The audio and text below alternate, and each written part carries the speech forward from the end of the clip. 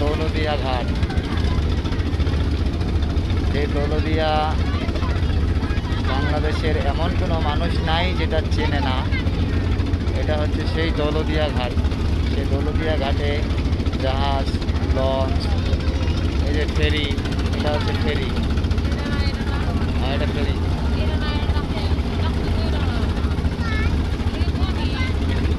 ভূমির চারটা দিতে ভূমি। এই যে পাটুরিয়া ঘাট, এটা দৌলদিয়া ঘাট, দৌলদিয়া পাটুরিয়া ঘাট।